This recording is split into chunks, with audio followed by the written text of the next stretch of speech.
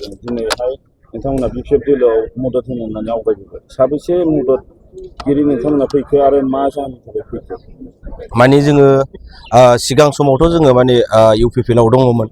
इउपिपिएलआव माखासे गोबां माने जोङो दुखु खस्थ' सोलिबोनांदों। बयहाबो माने रायजो राजा बिथांमोनानो जोंखौ सिगां ससियेल मिडियायाव नुबोखादों जों मा जाबोनांदों। आं आरो बेखौ खनले बुंबावनो सानाखै।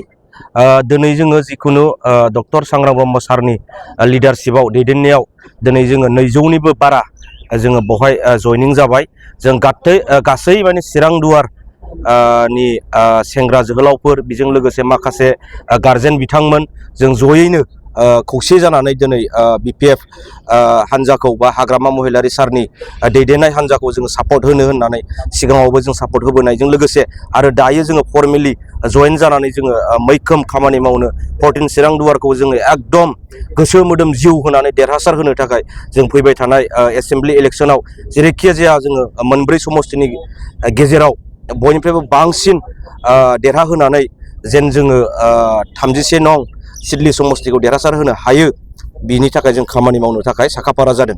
जानो हागौ नोंथांमोननि मददगिरिफोरा गोबां थाबोबावदों बिथांमोनखौ मा खावलायहरदों? बिथांमोनाबो फैगोन।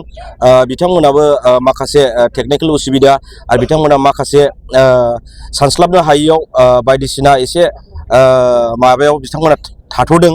बिथांमोनाबो जोंनो खोथा होदों जोङो एसे जोंनो सम होबाव जोङो साननै सानथामसोनि उनाव बा बे सप्तासेनि उनाव जोङो मोजां मोनसे डिसिसन लानानै जोङो माने सावरायनानै नोंथांमोनजोंनो गोरोबफागोन। जोंहा बिथांमोना बेबायदि बुंदों। जों निस्सय आसा खालामो बिथांमोनाबो बे खम समनि गेजेरावनो जोंजों गोरोबफैनानै खामानिखौ मावगोन। नोंथांमोन ओंखारबोनायनि उनाव इउपिपिएलनि कन्डिशना माबायदि जागोन होनना सानो? 14 चिरां दुवार हिसाबैथ' जों ओंखारबोबाय हिसाबै डक्टर सांग्रां ब्रह्म सारनि लिडारशिपनि माखासे दैदेनगिरि हान्जा बिथांमोना फैबाय हिसाबै आरो जोंजों लोगोसे गोबां आरो फैबावगोन आरो जोङो माखासे समाव सम गैयिनि थाखाय जोङो सप्तासेल' सम मोन्दों होननानै जों बुंनो हायो। जों बिपिएफखौ सापर्ट होफैनाया बै समावबो थांनाय बिटिसि इलेक्सन समाव बिनि थाखाय जोङो माखासे खामानि मावस्लाबनो हायाखै।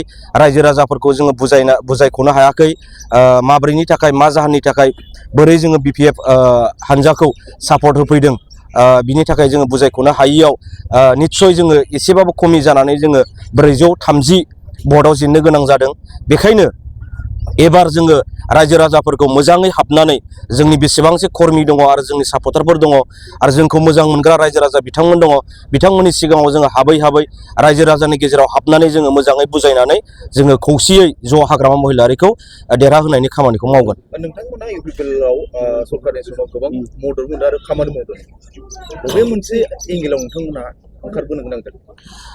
जों थानाय समाव इउपिपिएलआव थानाय समाव जोङो खामानि दामानि मोनदों बे नङा माब्लाबाबो रावबो बुंनो हानाय नङा दे आसि थुनानै जोङो बबेबा जोंनि एरियायावनो जा सोरबा एमएलए सोरबा एमपि सोरबा इएम बिथांमोना जोंनो दे खामानि होदों जे बेक्तिगत हिसाबै जेनेबा आंनो खामानि होदों होननानै खोन्थानो हानाय नङा बुंनोबो हानाय नङा नैबे खामानिखौ उमुगा मावहैदों होननानै।